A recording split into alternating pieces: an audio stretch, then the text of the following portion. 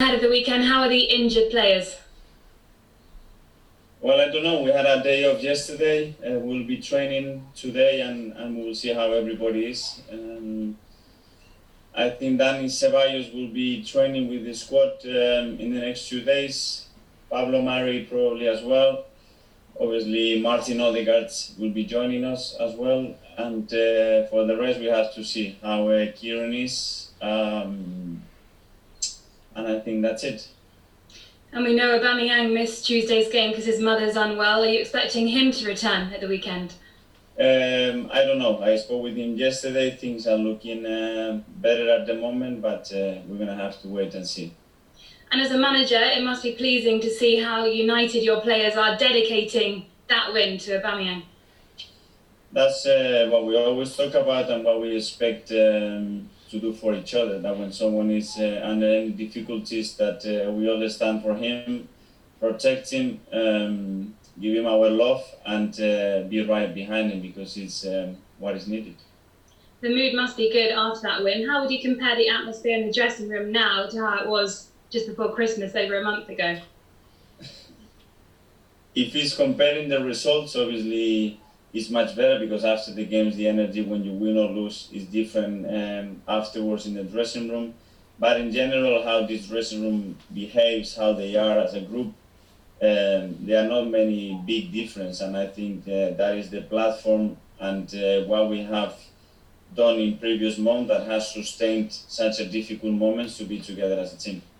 And looking ahead to Saturday's game, it was Aubameyang's penalty that won you the game at Old Trafford earlier in the season. Are you confident you can beat this Manchester United side again? We know that's going to be really difficult. They've been in top form. They've been top of the table. They've been playing really well. And we know they are a real threat. So we have to be at our best to beat them on Saturday. As it stands, just 5 points off the top four. Do you have one eye on the table, or are you just focused on keeping this good run, good momentum going? Exactly. Keep the momentum going, the run going, being very humble and understanding there are a lot of things that we have to improve, that there is so much that we have to do to catch up with many other teams still, and go game by game, and let's see what we get. And you mentioned Martin Odegaard. You must be looking forward to your first training session with him today, wearing Mesut Ozil's number 11 shirt. What are you expecting from him? What can he add to this squad? Well, it's a player that we followed for some time, and we believe that he's got some special qualities that we need, that we have been missing, and now we have to give him a little bit of time. He hasn't played that many minutes in Madrid, but he's been training hard, and he looks so excited as we are to have another big talent at our club. Can we expect him to start at the weekend? That's a little bit early to decide. Let's see how he goes in training, and we will see him, don't worry.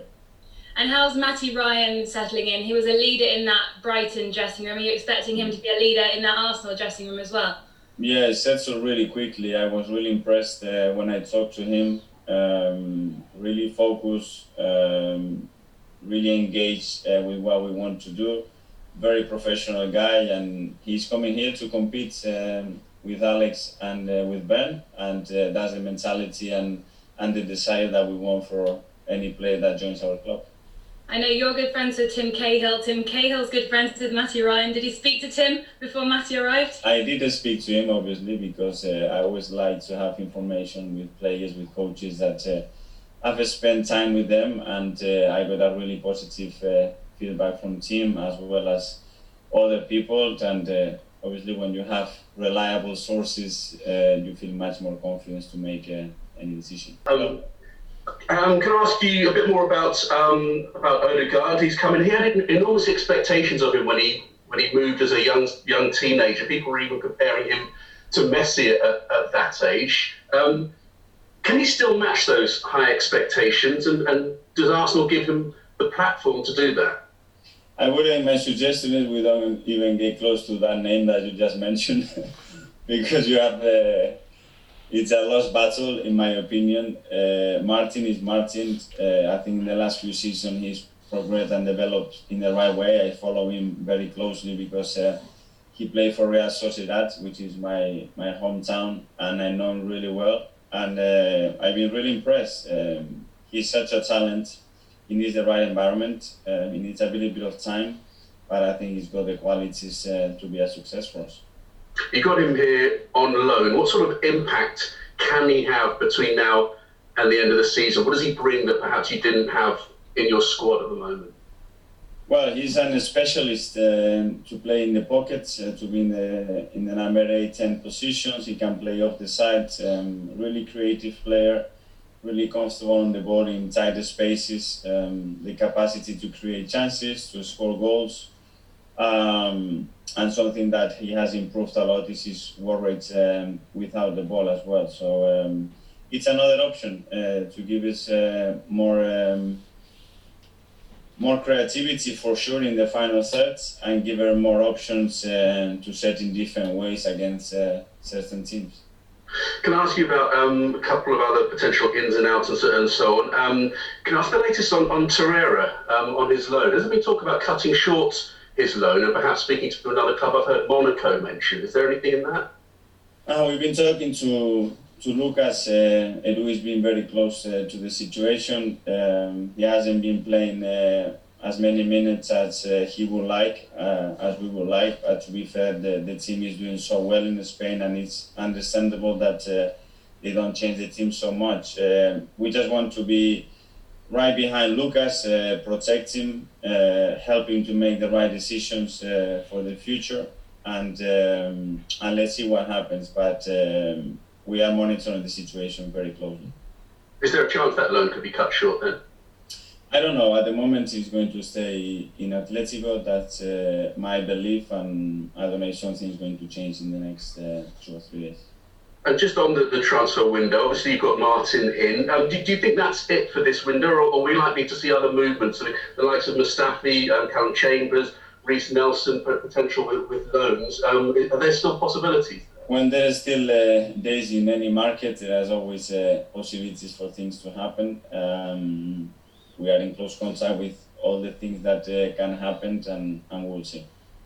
Can I just get updates on Emile Smith-Rowe and Thomas Partey, their injuries? Whereabouts are they in terms of recovery and getting back? I don't know. Let's see how they come today. They have some discomforts in different parts. Thomas and Emile, and we will have to wait and see how they evolve. Did you sell the move to Martin? He said, I think you two had a telephone conversation. So what did you say to him to convince him to join?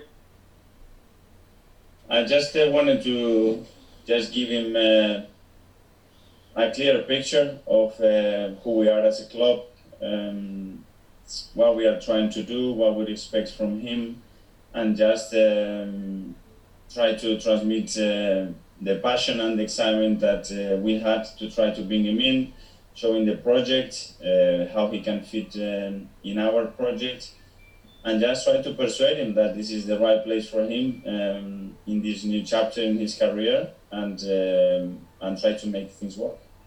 You mentioned the project. The project's in a good place at the minute, isn't it? It's taken you 3 transfer windows, but Southampton was almost a blueprint for your side, really. Is that how it feel to you? Well, Southampton had a lot of things that I want to see from our side, but we still have so many things to improve. You mentioned 3 transfer windows, it's still not there. The 3 transfer windows, because it's been over a year since I joined, but in a very particular way.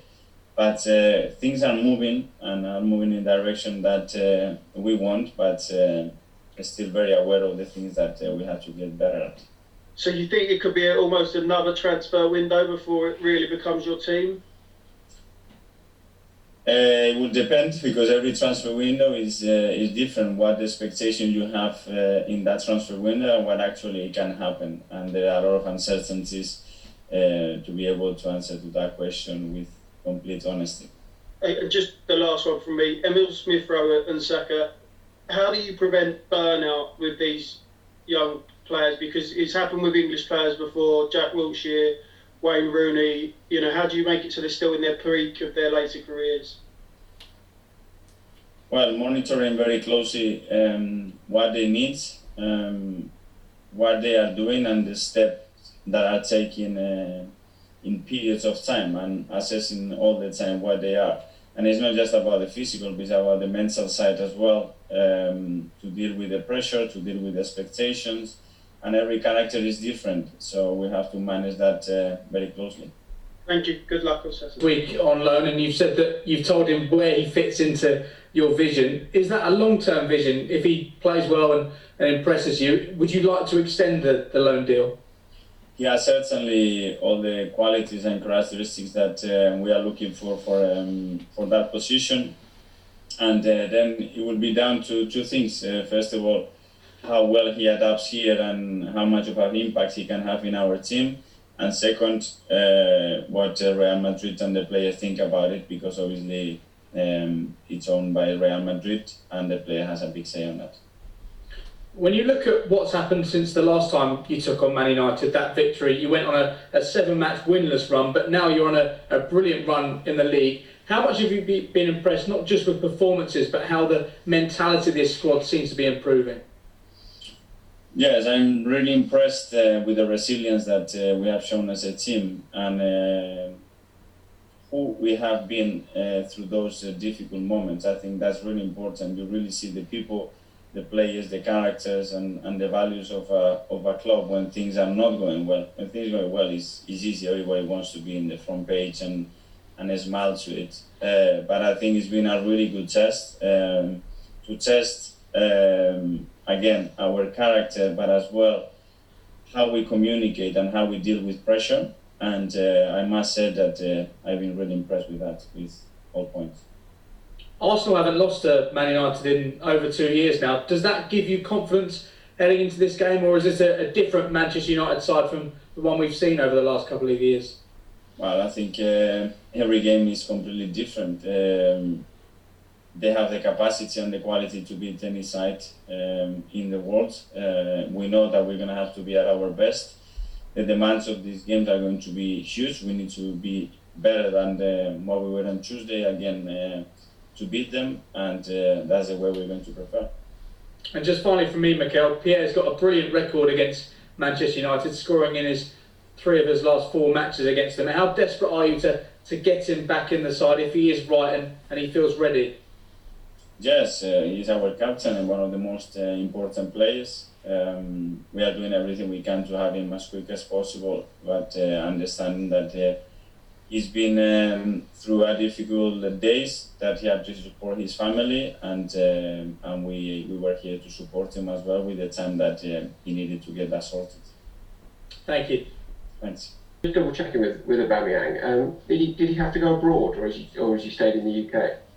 He had to support his family, and he had to be with them. So might there be issues around quarantine and things like that, or? I don't know what will happen. One of the questions that came through a second ago, you made 12 changes over the 2 Southampton games, but Reece Nelson didn't make either squad. So do you expect that he will leave on loan in the coming days? That's conversation we are having with the players, that they are not having a lot of game time, that obviously we want to keep the development going, and we will make decisions in the next 3 days, with some of them what's the best thing to do.